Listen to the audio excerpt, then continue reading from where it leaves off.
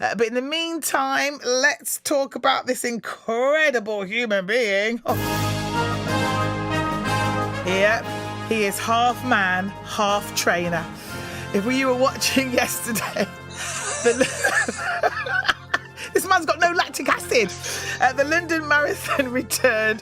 From elite to amateur, thousands flocked to the streets of the capital, raising millions in the process, and 40,000 in fact. One of them was Coventry's very own Ian O'Donnell. Hello, you.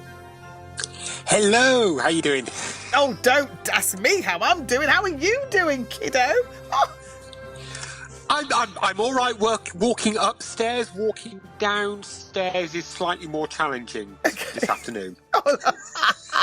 I don't know how you do it, but actually, I'll tell you about my little feat inspired by the likes of you in just a moment. But but this isn't your first London Marathon, is it, Mr. O'Donnell? No, it was my second London Marathon and my 18th marathon overall. Oh, goodness me. You're half man, half treadmill. How do you do it? It's fun. Honestly, it's fun. I enjoy it. Okay. It's just a great time on your feet and enjoying being outdoors. Yeah, I could think of other things I could do rather than run 26 point whatever miles. I mean, watched it on the telly. Normally, I'll watch the London Marathon. I think, watch a bit of it, watch the elite runners and then start, cooking the dinner. But what was incredible, Ian, was this whole sense of a big participation event, particularly more poignant after what we've all been through. Absolutely. It was just great to be back out there with people, seeing the crowd supporting and just that sort of bit of a party atmosphere. You've got people on balconies of their flats with setting up speakers and doing a bit of impromptu DJ session. You've got all the people dressed up doing things. You've got people just enjoying a drink and just watching the crowds go by. People calling out your name who you've never met, will never meet again, just cheering you on. It's just that whole party experience that London Marathon is, basically. It was. And some people were getting quite emotional, like, being interviewed on the telly, because they've been training like yourself. I mean, how do you train and then stop training and train? Because obviously it was all sorts of, reschedulements. It's normally in April. So how did you sort out your training? I would love to say, because I was really scientific and carefully planned it. Basically, I winged it. I do quite a lot of running, so I could sort of get away with that. And I've done other marathons over the last 12 months, sort of much smaller, quieter ones. But I really feel for some people who this was their first marathon, they were planning to do it back, just over 18 months ago, basically. And they very much had, never having done one before, that whole, start training. Oh, no, it's not going to happen. Try and keep the level going. Build up again. Oh, no, it's not going to happen. So it must have been, A, really tough for them, but B, what an emotional release it must have been to actually finally be out there and achieving what has been perhaps a long time ambition. Often you're running for a charity, and that charity means something to you as well. So you're really glad to be out there running and achieving for them. Were you running for anybody? Yes, I was running for Brain and Spine Foundation, who is a charity that I was introduced to by another CWR favourite, David Phillips, who did his 500th marathon a couple of years ago. And so he sort of introduced me to them. So I've carried on running for them because they're a small charity, and it's just, I've got to know the team, and I know that every pound we raise from doing that means such a lot to them and goes directly to providing people who give help and support to people who've had brain injury or illness. So it's a really important little charity. Absolutely. And he's incredible, isn't he? 500 marathons. I mean, I know David Phillips, incredible. I don't know, he's Iron Man, he really is. But you've done 18. Definitely. You've 18. I hear a little birdie tells me you want to get to 100 marathons. 100, is that your aim? It is, yeah. You've got, once you start doing them, you sort of go, well, what's the goal? It's got to be 100, hasn't it? There is 100 Yeah, marathon clubs, I people think who've achieved that. I think the goal is And to why lie not? down, Ian. I think that's the goal. The goal is Is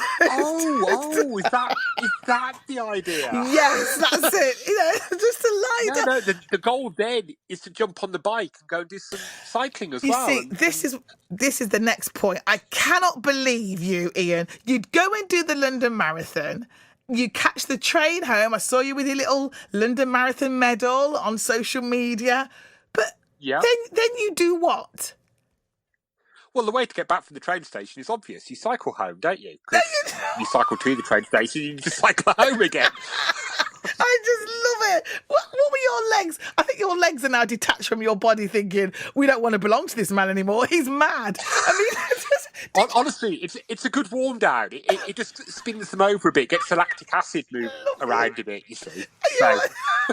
Honestly, I'd have just got a big taxi. I'd have phoned anyone to pick me up from the station. I am not getting my tired ass on a bike to cycle home. I mean, when you got home, what were the family? I bet the family were delighted and proud of you, Ian.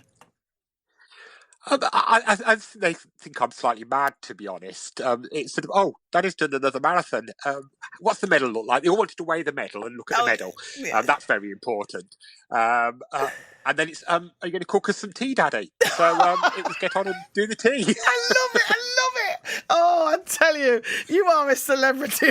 You're great in London, loads of 40,000 people, and then you come home, cycle home, and make tea. It's just like, you are just fantastic. Hey, I've got to ask, what time did you do the marathon in? Because you always ask the times, don't you? What's the time? Go on. Yeah, it's 4 hours, 4 minutes. So nice steady run round. Fantastic. Honestly, well, we are so proud of you. That is for sure. Come on, a little plug about your Just Giving page. If people have been inspired by your mammoth trek as well as cycling home. So I'll tweet it out on the on there. But yeah, if you go on to Just Giving and look for Ian O'Donnell Brain and Spine, you should find me. But yeah, it was a fab time. And a fab little charity worth supporting. Oh, fantastic to you. I tell you, I just love your down to earth. You're brilliant, brilliant day, out in London and then back home, cycling home to sort out the tea for the family. What's your big secret, Trish? Oh, yes. Sorry. I was inspired by the likes of you and Terry, our boss, did it. That I've actually downloaded the Couch to 5K app and I did my first run yesterday. So I'm very chuffed. Fantastic. Yeah, so it was 60 seconds running, 90 seconds panting and gasping. And but I'm going to go for it. My next run's tomorrow, and apparently 9 weeks. We've got, that's it. And then perhaps next year's, because obviously we've got Cov Half in not many weeks' time, which of course I will be doing. I'm not ready for that yet. But not quite ready for that yet, but maybe next year, Trish. Yeah, you're absolutely right, Ian. You are an inspiration. That's it. I'm going to do maybe next year I could do the London Marathon and cycle back to Wyking. That is the aim. Although I don't think I'll achieve it. Ian, we're proud of you. Have a great Monday. What a man. Take care. Cheers, Trish. Bye for now. What an incredible human being.